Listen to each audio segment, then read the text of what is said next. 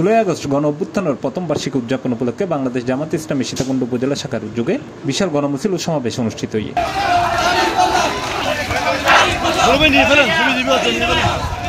মঙ্গলবার আগস্ট 5 তারিখ সকাল 10:30টায় উপজেলার মাইক্রোবাস চত্বরে মিছিল শুরু হয়। মিছিল ঢাকা চট্টগ্রাম মহাসড়ক প্রদক্ষিণ করে পৌরসদরের উত্তর বাজারগুড়ি কলেজ রোড মোড় দায়ের শেষ হয়।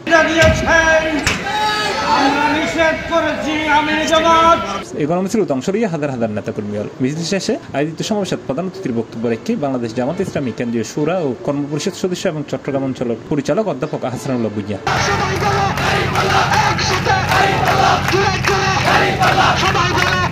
উপজেলা জামাতের আমির মাওলানা মিজানুর রহমানের সভাপতিত্বে ও সেক্রেটারি আবু তাহেরের পরিচালনায় এর বিশেষ অতিথি হিসেবে উপস্থিত আছেন চট্টগ্রাম উত্তর জেলা জামাতের সাংগঠনিক সম্পাদক সীতাকুণ্ড আসনের জামাত মনোনীত এমপি প্রার্থী আনোয়ার সিদ্দিক চৌধুরী, চট্টগ্রাম উত্তর জেলা শ্রমিক কল্যাণ ফেডারেশনের সেক্রেটারি জসিমউদ্দিন আজাদ, উপজেলা ছাত্র শিবিরের সভাপতি আশরাফুদ্দিন, ছাত্র সমন্বয়কারী আসাদউদ্দিন আসাদ ও উপজেলা জামাতের মিডিয়া সম্পাদক আবুল হোসেন সহ আরো বোধকেই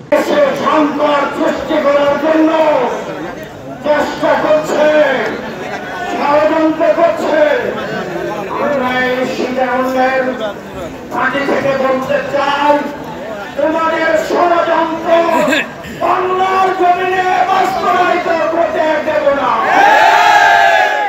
আপনাদের ত্যাগ প্রত্যাখ্যার পরে আপনাদের যুদ্ধের মাধ্যমে আমরা একটি স্বাধীন রাষ্ট্র পেয়েছিলাম। 5 আগস্টের পরে আওয়ামী লীগের মতো চাঁদাবাজ অন্যায় সন্ত্রাসের আবার উত্থান হয়েছে। আওয়ামী লীগ শাসন আবারও আসছে।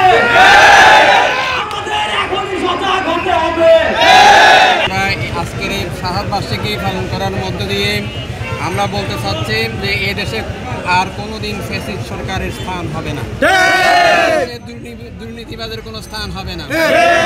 আল্লাহর আইন এবং সর্বজনীন শাসনের মধ্য দিয়ে কোরআন সুন্নাহর আলোকে আমরা পার্লামেন্ট গঠন করতে চাই।